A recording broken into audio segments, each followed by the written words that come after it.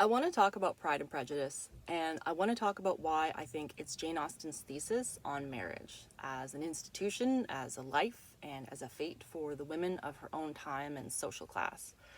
See, Austen is a genius for structure. She read everything, she played with all the tropes, even as a kid. The short stories that she wrote as a teenager weren't just hilarious, they were brilliant. And as she moved on to writing novels as a mature writer, you can see how she used those novels and the characters in them almost like pieces in a machine to test society's answers to certain questions. Take Mansfield Park, for example. It's the story of Fanny Price, a poor dependent niece who goes to live with her rich relatives in the country. A little way into the book, we find out that the uncle who she lives with gets a significant part of his income from sugar plantations in Antigua, which are run on the labor of enslaved people. Now, at one point, her uncle has to leave home and go to Antigua because the plantations aren't doing well. And this book was published about 6 years after a federal law outlawed the transatlantic trade that had been enslaving and taking people from Africa and transporting them to colonies like Antigua. So it's very topical, and it hints at some very deeply troubling realities. On the surface, it seems really weird that Austen would portray all of this without commenting on it, because it wasn't an unloaded subject for her. It's pretty well documented in her letters and deducible from her favorite authors that she was at least, like our friend Mr. Suckling with his barouche landau, rather a friend to the abolition. So her silence is very odd. But if you look at the mechanics of the story, it becomes pretty clear that she was commenting on the issue. Like, here's the first line of the book. About 30 years ago, Miss Maria Ward of Huntington, with only £7,000, had the good luck to captivate Sir Thomas Bertram of Mansfield Park in the country of Northampton, and be thereby raised to the rank of a baronet's lady, with all the comforts and consequences of a handsome house and large income. Let's break down all the references in just the first half of that line. Mansfield Park is a shot right out of the gate. Lord Mansfield was very well known at the time for passing a judgment during his time as the Chief Justice of the King's Bench. This was for the Somerset case, and he reasoned that neither English common law nor any sort of moral or political reasoning could allow for the enslavement of human beings, and he argued that because of this, slavery was not enforceable or valid on British soil. He said it is so odious that nothing can be suffered to support it but positive law. He was also the great-uncle and guardian of Dido Bell, whose mother had been an enslaved African woman in the West Indies, and whose own legal status was so tenuous that her great-uncle, Lord Mansfield, had to sign a document declaring that she was indeed a free woman. And then, as well, the words Huntington and Northampton. Selina, the Countess of Huntington, was born in the county of Northampton. She was another major figure in the abolition movement in Britain, and I only recognized her name because Phillis Wheatley's first and only published book of poetry is dedicated to her. Phillis Wheatley, of course, was born in Africa, enslaved and transported to America, learned English, went on to become a remarkable poet, was later emancipated, and when she died at 30 years old, her second collection of poetry was lost, so we'll never know what she wrote as a free woman. Anyway, the point is that these words Austen chose aren't just direct references to well-known white figures in the abolition movement. They're also oblique references to the women of color who are famously associated with them. Okay, and here we go again. Miss Maria Ward. Ward referencing the whole idea of having legal authority over another person. And then add that in a couple paragraphs later, you throw in the name of Price, which appears as the married name of Maria Ward's sister, and thus also the last name of our heroine Fanny Price, who probably is an analog for Lord Mansfield's niece Dido Bell. They were both less favored relatives. They were wards of uncertain status who received less honor, less inheritance, and fewer privileges than the rest of the family. Price is a pretty common last name, but it ties into the very idea of price, of assigning monetary value to a human being. So basically what Austen did is create a very clear declaration within the first 30 words of the book.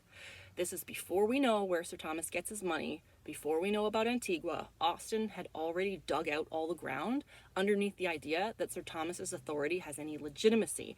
And then she went on to create a narrative that's like a clockwork model of all the received ideas about Enlightenment era patriarchal authority and where it gets its legitimacy from and where it breaks down and what happens after that. this is what I mean when I say that Austen can make her novel into a thesis, and that she always leaves really clear clues about what she's doing. So, what makes Pride and Prejudice a thesis about marriage? The first line, partly, it is a truth, universally acknowledged, that a single man in possession of a good fortune must be in want of a wife. She's being silly, obviously, but she tips her hand in the first line. She always does. Claudia Johnson, I think it was Claudia Johnson, sorry if I'm wrong here, she said that Austen looks at 3 types of marriages: the passionate, the convenient, and the companionate. And in the book, Elizabeth Bennet goes through kind of a pilgrim's progress of suitors for each of these types, and then we get to see how they turn out as husbands. So we have the passionate, which is Wickham, and the verdict for him was really clear. How little of permanent happiness could belong to a couple who were only brought together because their passions were stronger than their virtue, she could easily conjecture. They're going to have a rough time of it. The convenient is Collins with his nice, comfortable establishment. And at first, we're kind of tricked on that one. Elizabeth is pretty impressed by how well Charlotte manages, and we start to think maybe Charlotte knew what she was doing, and she's made a good deal for herself. But Austen doesn't let us think that for very long. In the last letter from Collins, near the end of the book, Collins goes on this great big harangue criticizing Mr. Bennet for helping to save and acknowledge his own daughter Lydia after she ran away with Wickham. Collins' advice was to leave a 16-year-old seduced child to reap the consequences of her own heinous offense, whether that be a life of crime and destitution or whatever. And then, in the next breath, he goes on to demand congratulations because poor Charlotte is now pregnant with a child of which he will be the father. Charlotte didn't make a good deal for herself. So, finally, we have the companionate partner, Darcy. And he's not just a good companion, he's trustworthy. He's someone with enough judgment and kindness and integrity that he and Elizabeth can grow together. And Austen writes, she now began to comprehend that he was exactly the man who, in disposition and talents, would most suit her. His understanding and temper, though unlike her own, would have answered all her wishes. His mind, it was a union that must have been to the advantage of both. By her ease and liveliness, his mind might have been softened, his manners improved, and from his judgment, information, and knowledge of the world, she must have received the benefit of greater importance. Growing together and improving each other on equal terms made it worth the risk, the ever-present risk of death and childbirth, the risk of losing legal personhood and bodily autonomy and any semblance of self-determination. Austen in her letters had no romantic notions of the role of a wife or mother in her own time. She didn't wax poetical about the sacredness and the privilege and the duty to marry. But you know who did? Everyone. In her favorite, most referenced novel, Sir Charles Grandison by Samuel Richardson. Published in 1753, Sir Charles Grandison was a beloved book for Austen, and it laid the groundwork for the kind of novels she'd go on to write. As far as I know, I'm pretty sure about this, it was the very first English novel with a female protagonist where it was safe for gentlewoman readers to imagine themselves in her place. Like the kinds of adventures that she had, the way she moved through them, Harriet Byron was a perfect self-insert protagonist. And Austen had basically memorized this book. She knew it inside and out. She was riffing on it all the time. But it was a prototype and it had big problems. For one, it was long and really meandering. 7 volumes long, it was all over the place. The characters were really well drawn and fun to read for the most part, but everything that had to do with Sir Charles was kind of a disaster. He had too many good qualities that don't actually make sense together. Like, he was incredibly warm and friendly. He had excellent manners. He was easygoing and eager. His affections were warm and very easily shown. But he was also careful and extremely prudent and wise, and he never made a slip. And his integrity and his prudence were beyond reproach at all times, to the point where he was like a walking conduct book for young men. He was smarter and wiser than everyone around him, even though he was usually the youngest person there, more or less. And everybody just fell down at his feet. Even the bad guys who hated him couldn't stop talking about how good he was and how unfair it was that they hadn't known him earlier in life so they could be better people too. And he was like 24 years old, about Frank Churchill's age and Emma. Like, remember when Emma told Mr. Knightley what Frank would probably be like when they finally met him?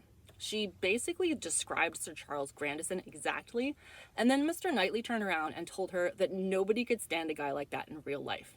he wouldn't be a real human being, and he'd be insufferable. And Sir Charles often is. He's so into the aristocracy and so committed to his duty to marry a woman of proper wealth and unexceptionable family because he can't let down his great connections. Even worse, Sir Charles is an incessant matchmaker. He rushed his own sister Charlotte, the only one who could take him down a peg, but nobody ever listened to her, into a marriage she wasn't actually sure she wanted. And then he convinced a very nice young lady to marry his gross, old, failed rake of an uncle because it would help out her impoverished family. And since Sir Charles was the model for goodness in the book backed him up. 18th century marriage was the be-all and the end-all, the job of every citizen in every walk of life, but especially the job of women. So, you look back at Pride and Prejudice, you have Darcy and Bingley that are like the two halves of Sir Charles Grandison, but properly separated and turned into reasonable human beings. The friendly side of Sir Charles would take time to gain judgment and prudence. He wouldn't have it by his mid-20s, like Bingley. And the careful, prudent, moral, upstanding side of Sir Charles would probably be a little reserved and stuck up and easy to interpret and very satisfied with himself. And people like Wickham would hate him and tell all kinds of lies about him. They would not fall at his feet and be grateful that he got in the way of their fun. So she fixed Sir Charles. She gave each half of him an appropriate wife from the various parts that made up Harriet Byron, and taking all of Charlotte Grandison's sass and talkbackedness and threw that in there as part of what Darcy needed to grow as a human being. There are more structural similarities in the book than just the characters, like touring the house and grounds of the hero as a model to understand him as a man appears in both of them. Austen used the parts, but she fixed it to make it tighter and more dramatic, and to fix the characters and to fix the message, like fan fiction run amok, as you do. That's all I've got. Thank you so much. I hope you enjoyed the talk. Don't subscribe to my channel because I don't post here, but be sure to follow Virtual JaneCon and its wonderful hosts, and have a great day.